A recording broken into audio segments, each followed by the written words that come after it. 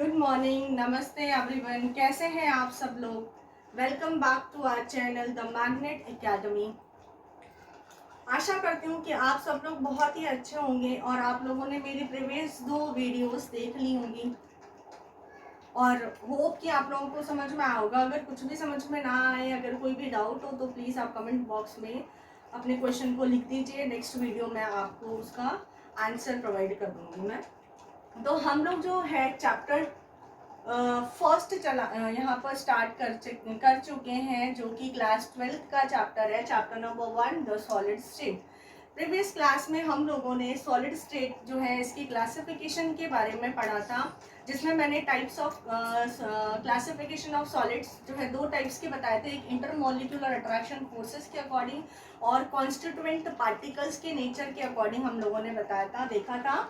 तो हम जो इससे पहले वाली क्लास में कर रहे थे इंटरमॉलिक्यूलर फोर्सेस के अकॉर्डिंग क्लासिफिकेशन, तो वो होते हैं हमारे 4 टाइप्स के सॉलिड्स मैंने आपको बताए थे। मॉलिक्यूलर सॉलिड्स, आयनिक सॉलिड्स, कोवेलेंट और नेटवर्क सॉलिड और मेटालिक सॉलिड, जिसमें से हम लोगों ने मॉलिक्यूलर सॉलिड्स उसके जो 3 पार्ट्स हैं, non polar, polar and hydrogen bonded, ये कर चुके हैं। और ionic solids already we have done. Now next one is metallic solid और धात्विक सॉलिड, धात्विक ठोस। मेटेलिक सॉलिड और धात्विक ठोस। देखिए मैं यहाँ पर हिंदी के टर्म्स भी यूज कर रही हूँ। तो ये जो मेरी वीडियोस हैं, मैंने हिंदी मीडियम और इंग्लिश मीडियम दोनों स्टूडेंट्स को, दोनों मीडियम के स्टूडेंट्स को ध्यान में रखते हुए क्रिएट की है, इसलिए मैं यहाँ पर हिंदी और इंग्लिश टर्म्स दोनों का यूज करती हूँ। मेटेलिक सॉलिड या धात्विक ठोस, ठीक है, नाम से पता चल रहा है कि ऐसा ठोस या ऐसा सॉलिड जो कि मेटल से मिलकर के बना हुआ है। अब आपको पता है कि कोई भी जो मेटल होता है वो अपने पॉजिटिव और नेगेटिव आयनों से मिलकर के बनता है, धनात्मक आयन और ऋणात्मक आयनों से मिलकर के बनता है। तो मैं ऐसा बोल सकती हूँ, metals are the collection of positive ions which are surrounded by the negative ions that is electron. कि जो धातु होते हैं पॉजिटिव धनात्मक आयनों से मिलकर के बने होते हैं, जिनके चारों तरफ ऋणात्मक आयन इलेक्ट्रॉन्स जो है उनको घेरे हुए रहते हैं, है ना। तो मैंने क्या लिखा है यहाँ पर, metals are the positive ions are the collection of positive ions which are surrounded by the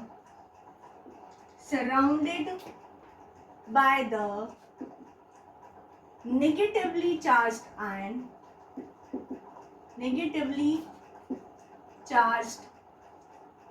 ion that is electrons। और आप सब लोगों को पता है कि इलेक्ट्रॉन्स पर नेगेटिव चार्ज पाया जाता है, ऋणात्मक आवेश पाया जाता है। तो मेटल्स जो होते हैं धनात्मक आयन, जो कि चारों तरफ जो है अपने ऋणात्मक आयनों के थ्रू या इलेक्ट्रॉन्स के द्वारा जो है सराउंडेड होते हैं और घिरे हुए होते हैं। अब इसके अंदर मैं ये देखिए, जब मैं इसको एक सिंपल से स्ट्रक्चर्स के थ्रू बता दूं, तो मेटेलिक स्ट्रक्चर जो हमारी बन रही है इस टाइप की, है ना। हमने इसके अंदर ये बोला है कि ये जो है हमारा पॉजिटिव आयन है। यहाँ पर हम इस पॉजिटिव आयन को कर्नेल भी कहते हैं, हिंदी में भी इसको कर्नेल ही कहा जाता है, हिंदी में भी हम इसे कर्नेल कहते हैं, पॉजिटिव आयन। इसके चारों तरफ देखिए यहाँ पर ये अब जो है इलेक्ट्रॉन से सराउंडेड होता है, नेगेटिवली चार्ज पार्टिकल से ये सराउंडेड होता है। मैंने अभी भी जो है डेफिनेशन जो बताई है, जो अभी जो लाइन बताई है वो यही है। तो ये क्या आपके इलेक्ट्रॉन्स हैं जो कि नेगेटिवली चार्ज्ड पार्टिकल्स होते हैं। और ये इलेक्ट्रॉन ऐसा नहीं होता कि एक साइड ज़्यादा है एक साइड कम है, ये जो है इवनली स्प्रेड आउट होता है, ठीक है, बराबर रूप से समान रूप से सभी जगह पर जो है फैला हुआ होता है। अब हमें मालूम है कि जो इलेक्ट्रॉन्स होते हैं ये कैसे भाई नेगेटिवली चार्ज्ड हैं और साथ के साथ मोबाइल होते हैं, गतिशील होते हैं। इलेक्ट्रॉन जो है गतिशील होते हैं और ऋणात्मक आवेशित होते हैं। तो इलेक्ट्रॉन्स आर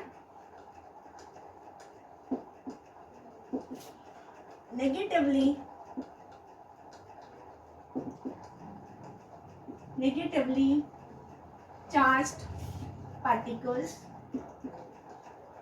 एंड मोबाइल गतिशील होते हैं, गति करते रहते हैं।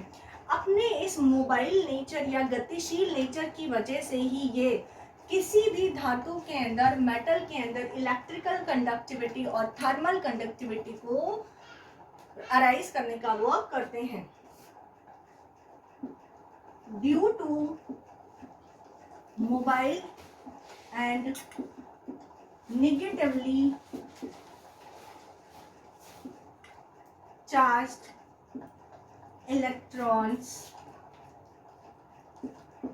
these are responsible to conduct या to arise electrical conductivity and thermal conductivity। गतिशील इलेक्ट्रॉन होने के कारण किसी भी धातु में यह विद्युतीय चालकता तथा तापीय चालकता को उत्पन्न करने में सक्षम होते हैं इन a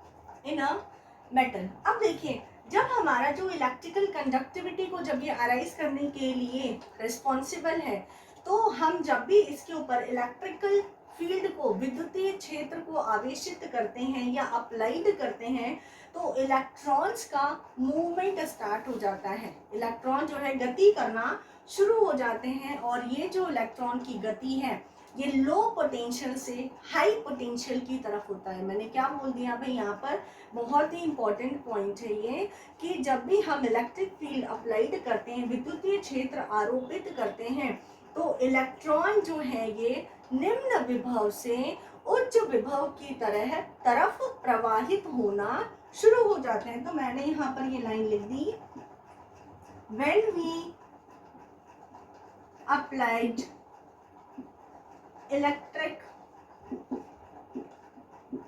field, electron move from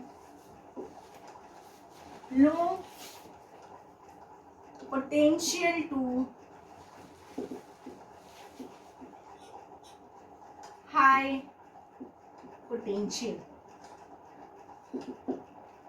मैंने क्या बोला कि जब हम इस पर विद्युतीय क्षेत्र आरोपित करते हैं, तो इलेक्ट्रॉन निम्न विभव से उच्च विभव क्षेत्र की तरफ प्रवाहित होना शुरू हो जाता है। ठीक है, जैसे ही ये शुरू हुआ तो यहाँ पर क्या हुआ, इलेक्ट्रिकल कंडक्टिविटी अराइज हो गई। अब हमारी जो बात हुई है ये है थर्मल कंडक्टिविटी को। देखिए भाई, कोई भी वायर होता है, कोई भी मेटल होता है, तो हम क्या करते हैं वहाँ पर कि जब उसको, एक मेटल है हमने ले रखा है, ठीक है, हम या कोई भी हमने रॉड ले रखी है, हम क्या करते हैं, इस रॉड के एक तरफ से जैसे ही हम हीट प्रवाहित करते हैं, हीट को प्रोड्यूस करते हैं, हीट को इसको देने लग जाते हैं, टेम्परेचर देते हैं, तो ये क्या हो जाता है, मॉलिक्यूल्स होते हैं आगे जो आपस में कॉलॉइड होते हैं, और ये हीट का फ्लो क्या होने लग जाता है, आगे की तरफ होने लग जाता है, मूव करने लग जाते हैं, जिससे क्या हो जाता है, यहाँ पर हमारे थर्मल कंडक्टिविटी जो होती है ये इंड्यूस्ड हो जाती है। ठीक है, तो मैं क्या बोलूँ, when we supplied heat. Next point, hope आप लोगों ने उतार लिया होगा ये, है ना।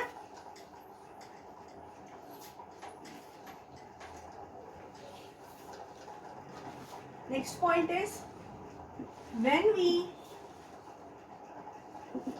supplied heat at the one end of metal,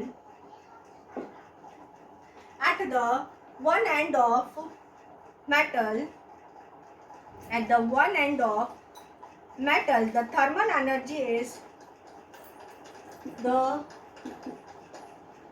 thermal energy is uniformly spread out spread throughout the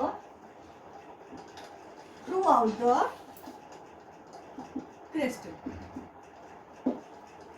जब हम धातु के एक सिरे पर ऊष्मा सप्लाई करते हैं या ऊष्मा देते हैं तो तापीय ऊर्जा जो है उस क्रिस्टल में एक समान रूप से वितरित हो जाती है और होने के बाद में यहाँ पे थर्मल कंडक्टिविटी को ये अराइज करने का वर्क करती है। और ये क्यों होता है? क्योंकि इनके अंदर फ्री इलेक्ट्रॉन्स पाए जाते हैं through out the crystal by free electrons मुक्त इलेक्ट्रॉनों के द्वारा। ठीक है, अब मेटल्स आपको भी पता है कि बहुत सारे हैं कहीं, जैसे बहुत सारे मेटल्स कौन से, जैसे एग्जांपल्स हम देख लें, मैग्नीशियम है, एल्यूमिनियम है, प्लेटिनम, Ag, Au एक्सेट्रा, बहुत सारे। These are the examples, right it.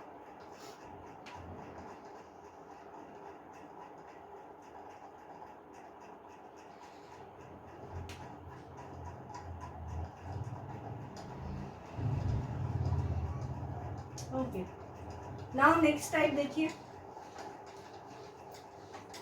हमारा जो नेक्स्ट टाइप है ये है कोवेलेंट सॉलिड और नेटवर्क सॉलिड, सहसंयोजक ठोस या नेटवर्क ठोस। हिंदी में भी यही है भाई, जाल बन जाता है। नेटवर्क हम हिंदी में बोलते हैं जाल, है ना, जालिका नुमा जो ठोस बन जाता है।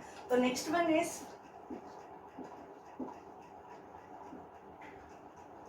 नेटवर्क सॉलिड, या फिर हम इसी कोई और किस नाम से जानते हैं, कोवेलेंट सॉलिड।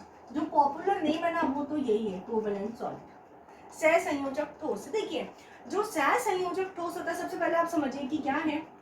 जो भी सहसंयोजक ठोस होते हैं ये जो है आपके नॉन मेटेलिक एटम्स से मिलकर के बने हुए होते हैं। और ये नॉन मेटेलिक जो एटम्स होते हैं आपस में जो भी एटम है उनमें कोवेलेंट बॉन्ड के थ्रू जुड़े हुए होते हैं। उनमें ये कोवेलेंट सहसंयोजक बंध के द्वारा आपस में जुड़ करके एक बड़ी सी संरचना बनाते हैं। और जब कंप्लीट ये स्ट्रक्चर या संरचना बन जाती है तो हम इसे क्या कहते हैं, कोवेलेंट सॉलिड भी हम इसको कहते हैं। तो आप लोग लिख लीजिए, it is made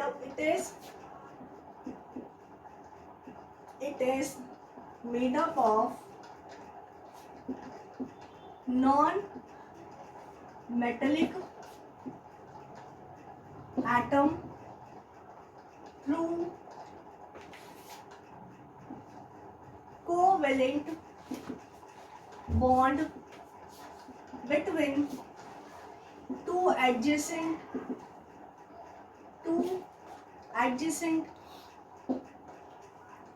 atoms, between two adjacent atom throughout the crystal,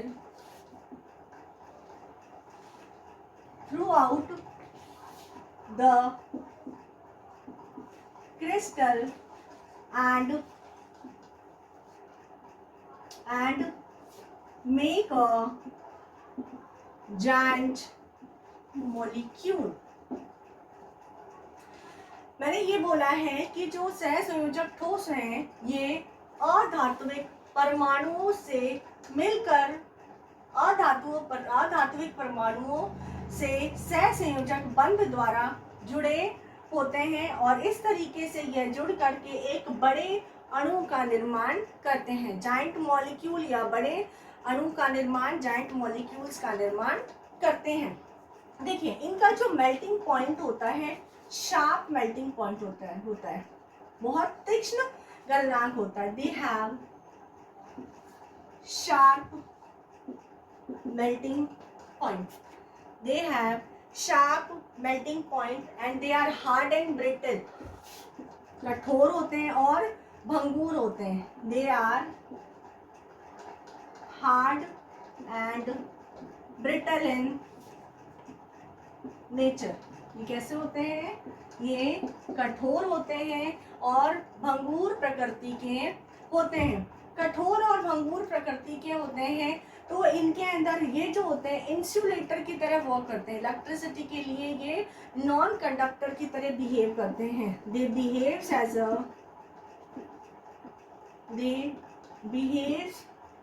a non conductor of electricity. विद्युत के लिए ये कुचालक की तरह काम करते हैं या व्यवहार करते हैं इलेक्ट्रिसिटी। कुछ एग्जांपल्स हम देखें इसके, like diamond, aluminium nitride, silicon carbide, quartz,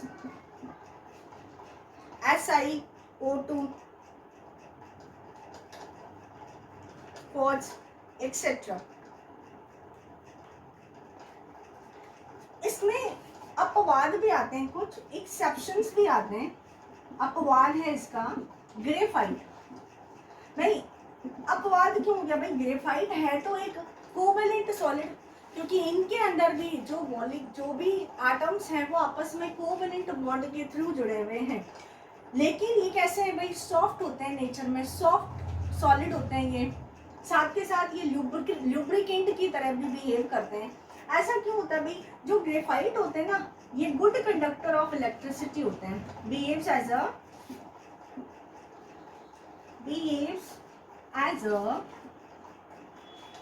good conductor of electricity. ये विद्युत के लिए अच्छे चालक की तरह व्यवहार करते हैं, है ना? क्यों करते हैं?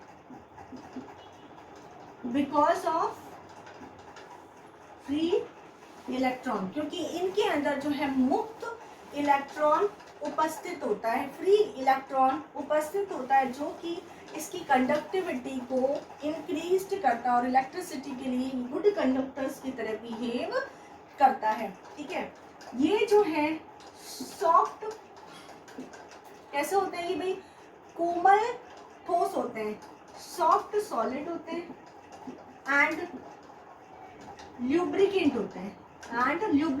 स्नेहक के रूप में इसका काम यूज लिया जाता है, स्नेहक के रूप में काम में लिया जाता है इसको।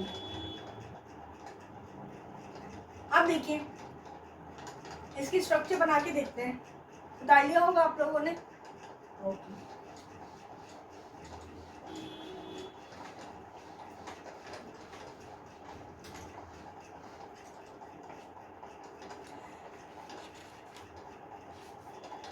देखिए ग्रेफाइट की जब हम स्ट्रक्चर देख रहे हैं, आपको पता है हेक्सागन के फॉर्म में होता है ना?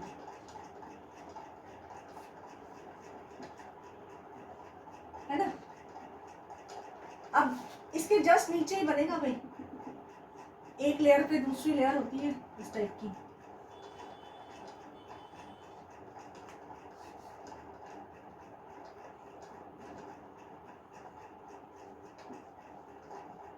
बस इसके नीचे नहीं आएगा, इसके नीचे और भी चाहे तो हम इनमें लेयर्स को क्रिएट कर सकते हैं। तो एक लेयर से जो दूसरी लेयर है, इनके बीच की अगर मैं डिस्टेंस देखती हूँ तो ये होती है आपकी 335 टू 340 पिकोमीटर होती है।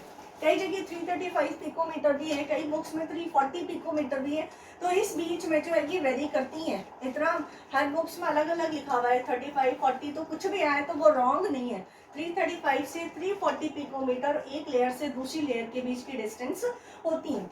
जबकि इन दोनों के बीच की जो डिस्टेंस होती है, यानी कि एक कार्बन से जो दूसरे कार्बन की जो हम डिस्टेंस देखते हैं, दैट इज 142 पिकोमीटर।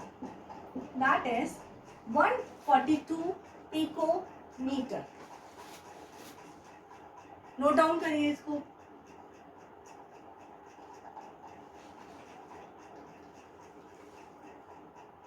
चलिए, अगर आप लोगों को क्लियर हो रहा है, ये टॉपिक अच्छा लग रहा है मेरा वीडियो, तो लाइक करिए, शेयर करिए एंड सब्सक्राइब करिए। अपने दोस्तों के साथ में भी इसको ज़्यादा से ज़्यादा शेयर करिए। अब जो हमारा सॉलिड का हमने क्लासिफिकेशन सेकेंड टाइप देखा था, वो हमने कौन सा देखा था? अरेंजमेंट ऑफ कॉन्स्टिट्यूएंट पार्टिकल्स, है ना? according to classification of solids, according to their arrangement of constituent particles. हमने इसके अंदर देखा था जब सॉलिड का क्लासिफिकेशन वर्गीकरण देख रहे थे तो अवयवी कणों की व्यवस्था के अनुसार ठोसों का वर्गीकरण, ये हमने कितने टाइप्स के देखे थे भाई? 2 टाइप्स के हमने देखे थे, है ना? कौन कौन से देखे थे? एक तो हमने देखा क्रिस्टलाइन सॉलिड, क्रिस्टलीय ठोस, क्या हम कहेंगे इसको? क्रिस्टलीय ठोस। और जो सेकंड जो हमने टाइप इसका देखा है दैट इज अमॉर्फस सॉलिड, अक्रिस्टलीय ठोस। यही दो टाइप्स हमने वहां पर देखे थे। देखिए, जब हम क्रिस्टलीय ठोस की बात करते हैं, क्रिस्टलाइन सॉलिड्स की बात करते हैं, तो हम इसमें क्या देखते हैं भाई? क्रिस्टलीय ठोस कहाँ किसको जाता है? ऐसे सॉलिड जिनके अंदर अवयवी कण, ऐसे सॉलिड्स जिनके अंदर अवयवी कण अपने निश्चित ज्यामितीय व्यवस्था में व्यवस्थित होते हैं, त्रिविम में अपने निश्चित ज्यामितीय व्यवस्था में व्यवस्थित होते हैं, उन्हें हम कहते हैं क्रिस्टलीय ठोस। Solids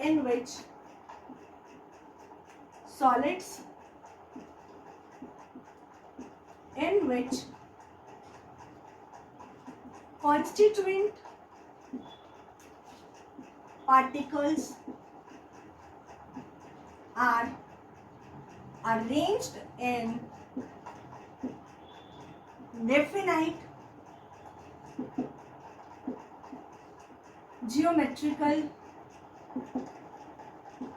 pattern or shape in space are called crystalline solid।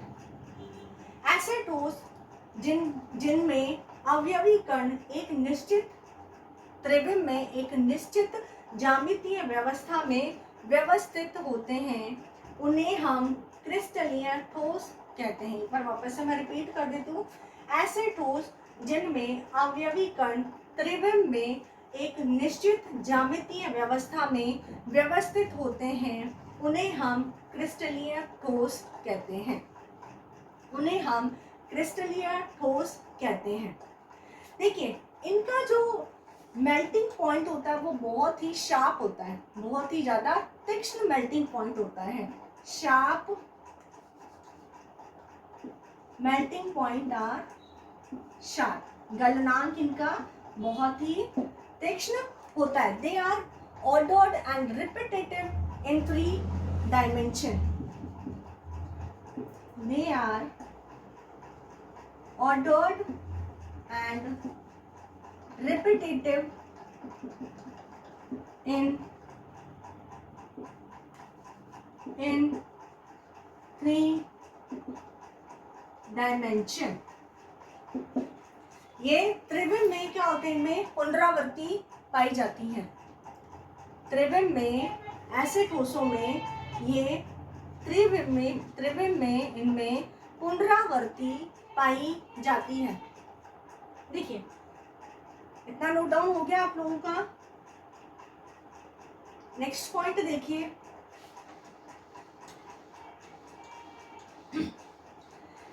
Long range order pattern इनमें पाया जाता है, दीर्घ परासी व्यवस्था पाई जाती है। देखिए, इसके अंदर जो है दीर्घ परासी व्यवस्था पाई जाती है। क्रिस्टलीय जो ठोस होते हैं इनमें दीर्घ परासी व्यवस्था पाई जाती है।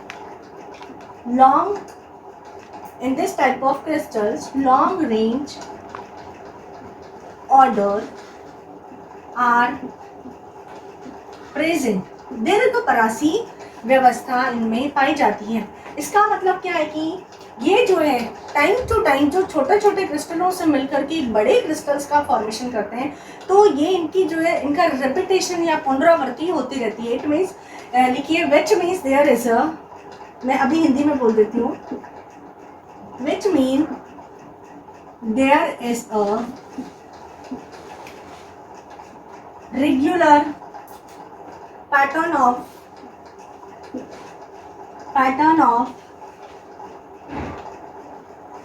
arrangement of particles which repeat itself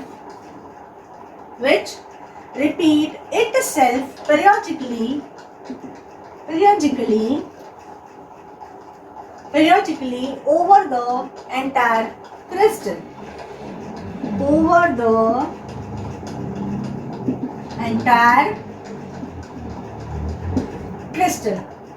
है ना। तो इसका मतलब क्या हो गया भाई, लिखिए आप लोग, है ना।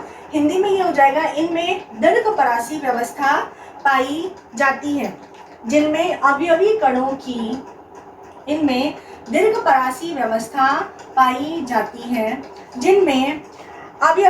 की व्यवस्था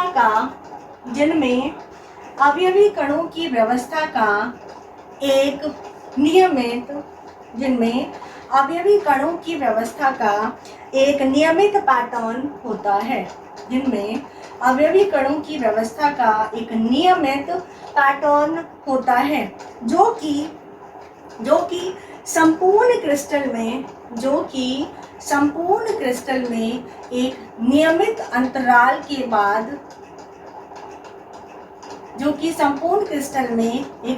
अंतराल के बाद इसकी पुनरावृत्ति होती रहती है। देखिए लॉन्ग रेंज ऑर्डर को हम कह रहे हैं दीर्घपरासी व्यवस्था। क्या कह रहे हैं? दीर्घपरासी व्यवस्था। मेल्टिंग पॉइंट मैंने आपको बता दिया कि इसका भौतिक शाप होता है। होप की clear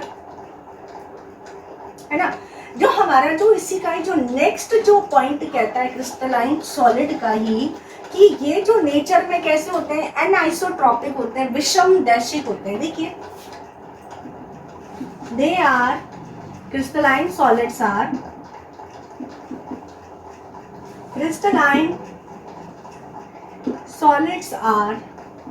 anisotropic in nature.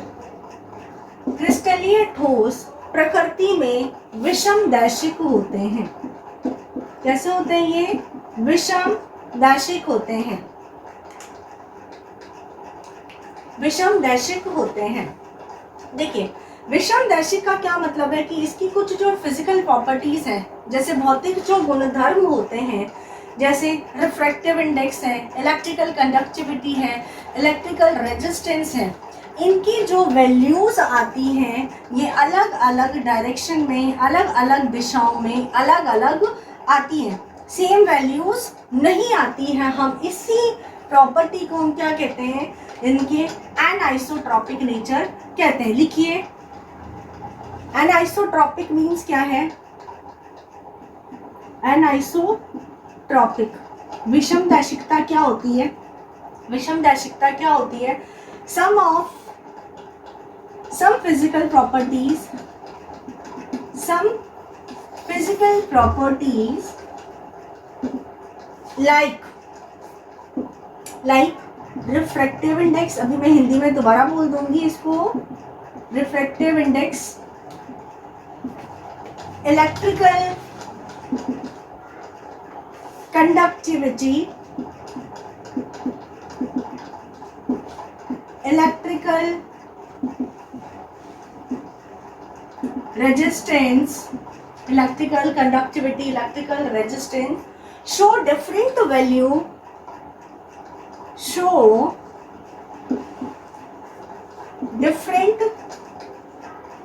value when measured along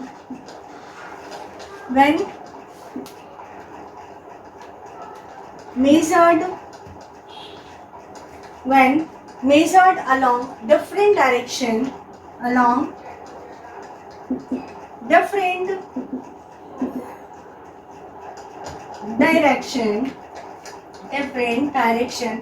in the same crystal और ये आपको क्लियर हो चुका है कि ये जो है ऐसा क्यों हो रहा है, क्योंकि इसके अंदर किस टाइप का पैटर्न पाया जा रहा है, लॉन्ग रेंज पैटर्न पाया इसके अंदर जा रहा है, दीर्घ परासी व्यवस्था इसके अंदर पाई जा रही है। तो आप लोग इसके अंदर लिख सकते हैं, लिखिए भाई, भौतिक गुणधर्म जैसे अपवर्तनांक, विद्युतीय चालकता,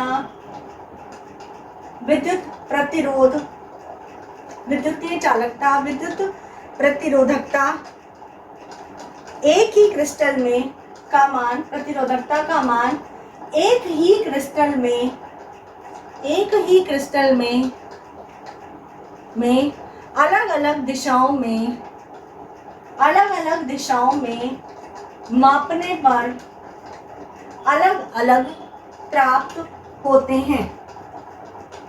यही जो प्रॉपर्टी है, यही जो गुण है, ये क्या कहलाता है, एनआइसोट्रॉपिक या विषम दैशिकता कहते हैं, विषम दैशिकता भी कहते हैं, विषम दैशिकता भी कहते हैं। और ऐसा क्यों हुआ, बिकॉज लॉन्ग रेंज पैटर्न, दीर्घ परासी व्यवस्था की उपस्थित होने की वजह से ही हम इसको क्या कहते हैं भाई, ये प्रॉपर्टीज इनके अंदर पाई जाती हैं। अगर मैं इसको एक एग्जांपल से, एक डायग्राम के थ्रू जब इसको बता दूं तो ये किस तरीके से बता सकती हूँ, देखिए भाई, अलग अलग कैसे मिल रही हैं।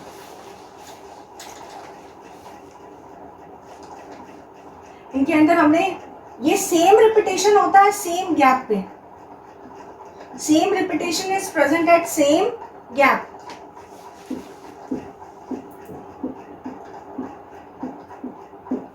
अब देखिए भाई,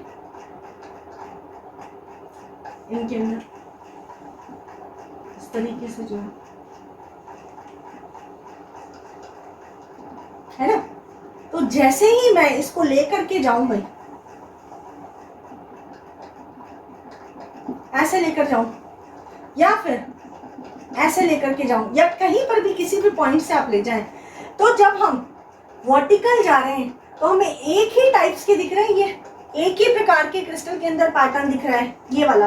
लेकिन जब हम थोड़ा सा स्लैंटिंग, थोड़े से मुड़े हुए वे में जाते हैं, तो देखिए हमें दोनों टाइप के क्रिस्टल्स जो है जगह जगह पर मिल रहे हैं, अलग अलग टाइप्स के जो क्रिस्टल पैटर्न्स हैं ये हमको शो हो रहे हैं। तो हर डायरेक्शन में इनकी जो वैल्यूज आती हैं वो क्या आती है, हमारी अलग अलग आती हैं। इसी प्रॉपर्टी को हम क्या कहते हैं, विषम दैशिकता कहते हैं।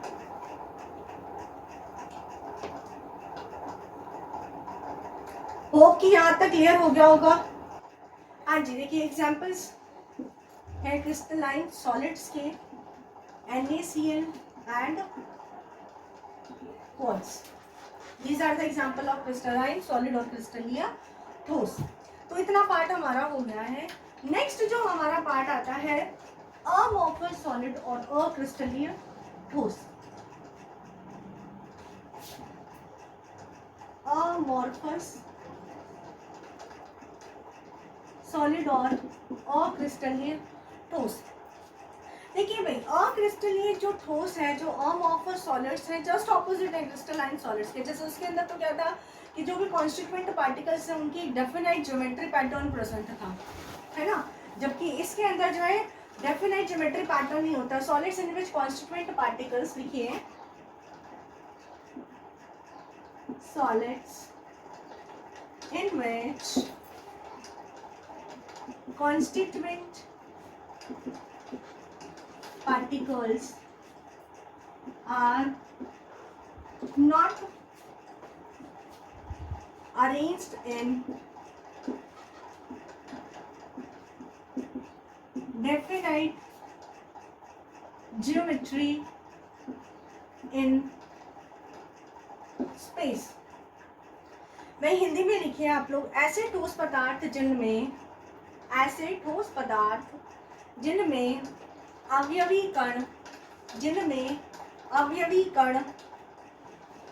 त्रिविम में किसी, जिनमें अवयवी कण त्रिविम में निश्चित ज्यामितीय व्यवस्था में नहीं होते, जिनमें अवयवी कण त्रिविम में निश्चित ज्यामितीय व्यवस्था में नहीं होते, अक्रिस्टलीय ठोस कहलाते हैं, are called amorphous solid, amorphous solid. जैसा हमने उसके अंदर देखा था कि that are the long range order, that are the long range order, but amorphous solids are short range order. They are short range order. लघु परासी व्यवस्था होती है उनकी, हिंदी में हम इसे कहते हैं लघु परासी व्यवस्था। देखिए उनके अंदर तो क्या था, जो ज्योमेट्री, जब कॉन्स्टिट्यूएंट पार्टिकल जब आपस में अरेंज हो रहे थे तो वो एक डेफिनाइट गैप से पीरियोडिकली जो है वो रिपीट होते थे। लेकिन इनके अंदर जो है शॉर्ट रेंज ऑर्डर का मतलब है जो कॉन्स्टिट्यूएंट पार्टिकल जो पीरियोडिकली जो रिपीट हो रहे हैं वो थोड़े से डिस्टेंसेस के लिए होते हैं, थोड़े से दूर तक होते हैं, उसके बाद में ये इरेगुलर हो जाते हैं। तो आप लोग लिख सकते हैं इसके अंदर regular and periodical pattern, because in this regular and periodically pattern is observed over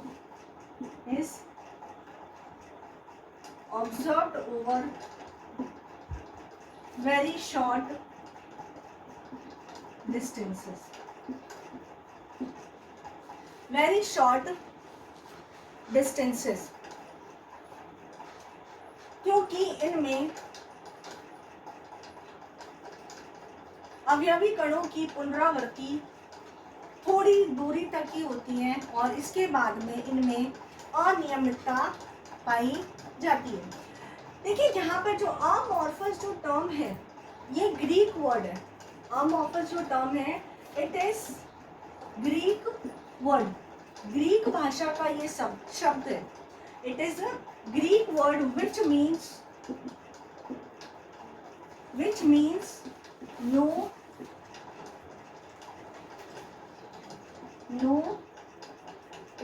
form।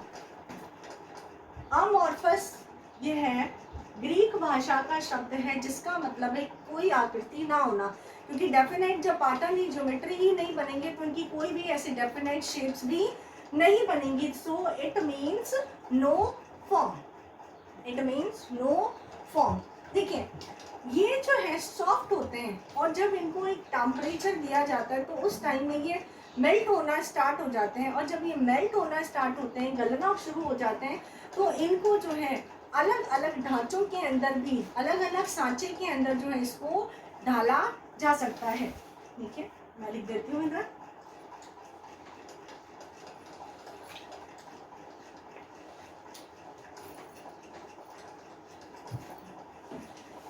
They are soft and these solids are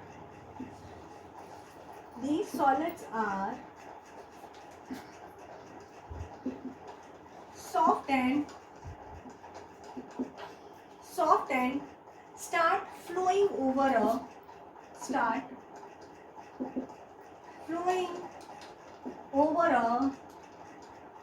range of temperature and can be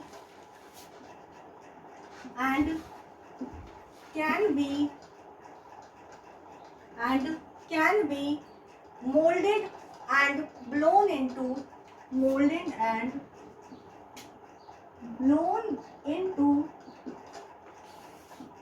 various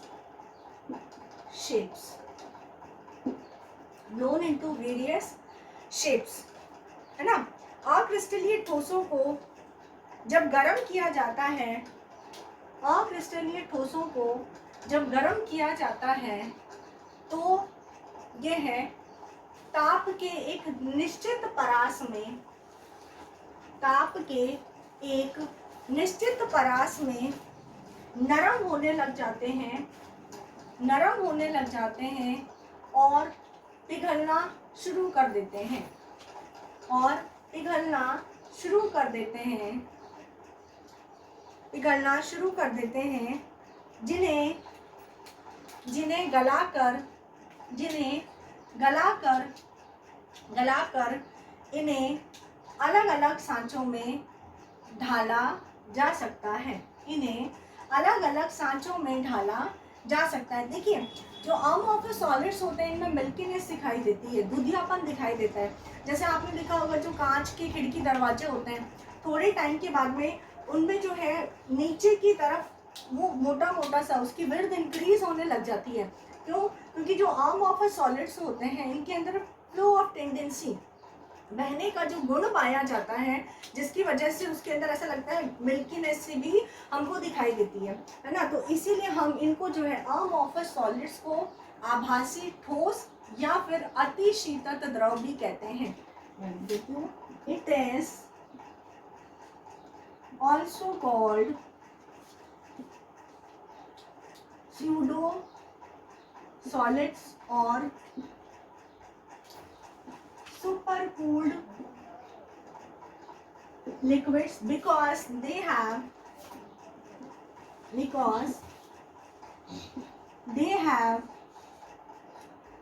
tendency to flow, because they have tendency to flow though very slowly। इनको आभासी ठोस या अति शीतल द्रव भी कहा जाता है, क्योंकि अक्रिस्टलीय ठोसों में मंद गति से प्रवाहित होने का गुण भी पाया जाता है। क्योंकि अक्रिस्टलीय ठोसों में मंद गति से प्रवाहित होने का गुण भी पाया जाता है। जैसे इसके कुछ एग्जाम्पल्स हैं, प्लास्टिक है ना, क्वार्ट्ज ग्लास है, उसके अंदर कौन सा एग्जाम्पल था? ओनली क्वार्ट्ज था, एंड इसके अंदर quartz glass etcetera, these are the examples of amorphous solid. देखिए, हमने उसके अंदर एक पॉइंट देखा था कि वो कैसे थे, एनाइसोट्रॉपिक थे। एनाइसोट्रॉपिक में हमने देखा था जो भी इनकी जो फिजिकल प्रॉपर्टीज हैं वो डिफरेंट डायरेक्शंस में डिफरेंट होती हैं। तो यहाँ पर ये क्या है?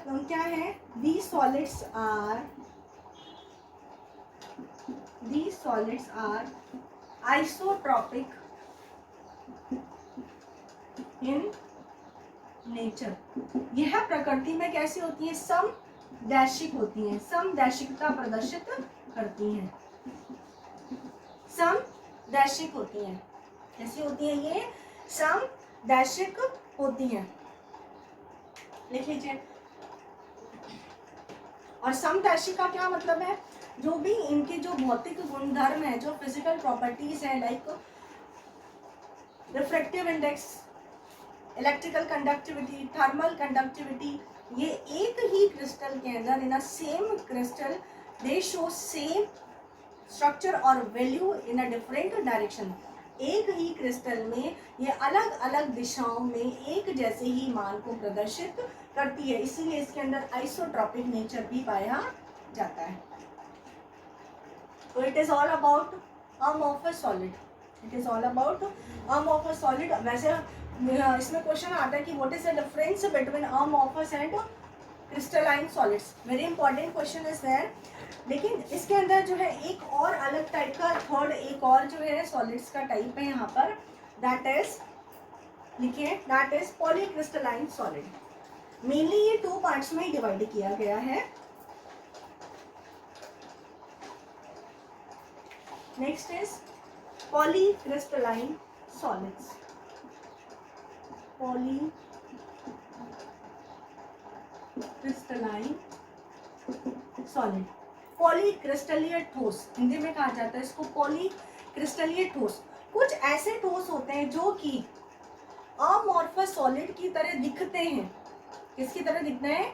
अक्रिस्टलीय ठोसों की तरह दिखते हैं, लेकिन उनका जो वर्क है, उनकी जो मैं बोलूँ जैसे दिखते हैं, वो कैसे हैं? आपके क्रिस्टलाइन सॉलिड्स की तरह।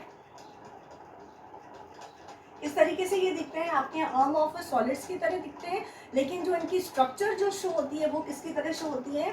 क्रिस्टलाइन सॉलिड्स की तरह होती है। ऐसे स्ट्रक्चर को हम क्या कहते हैं? Polycrystalline solids. सॉलिड्स लिख लीजिए आप लोग, Solids which apparently solids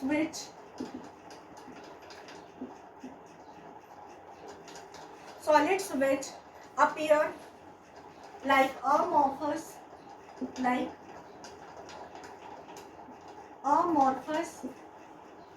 but show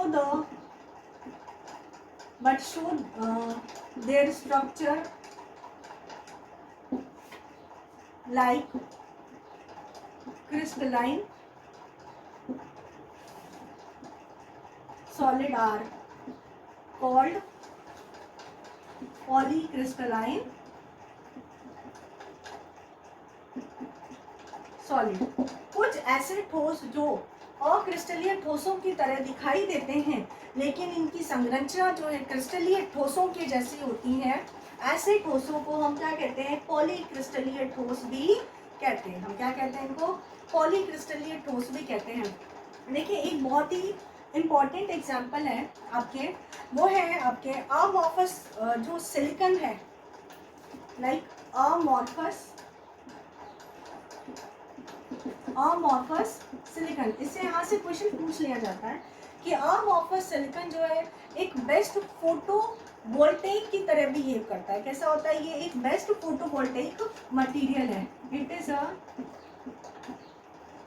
best photo voltaic material. यह फोटोवोल्टिक बहुत ही अच्छा फोटोवोल्टिक पदार्थ होता है, बहुत ही अच्छा फोटोवोल्टिक पदार्थ होता है which is used for conversion of sunlight into electricity, which is used in the conversion of sunlight into electricity, जिसका यूज सूर्य की ऊर्जा को विद्युतीय ऊर्जा में परिवर्तित करने के लिए किया जाता है। यह एक बहुत ही अच्छा फोटोवोल्टाइक पदार्थ होता है जिसका उपयोग सूर्य की ऊर्जा को विद्युतीय ऊर्जा में परिवर्तन करने के लिए किया जाता है। तो इतना आज जो हमने पढ़ा है, ये पढ़ा crystalline, amorphous and polycrystalline solids, जिसमें amorphous silicon is very important example, okay, जो कि फोटोवोल्टेइक मटेरियल है। तो होप करती हूँ आपको मेरा वीडियो अच्छा लगा होगा। तो उसके लिए आप प्लीज़ बेल आइकन को प्रेस कर दीजिए। अगर किसी ने बेल आइकन नहीं दबाया है तो बेल आइकन प्रेस कर दीजिए ताकि आपको टाइम टू टाइम नोटिफिकेशन हमारी मिलती रहे। लाइक करें, सब्सक्राइब करें और शेयर करें। और इसको आप पढ़िए। अगर कुछ समझ में नहीं आए तो आप कमेंट बॉक्स में अपने क्वेश्चंस को वहाँ पर पुट कर दीजिए। Thank you.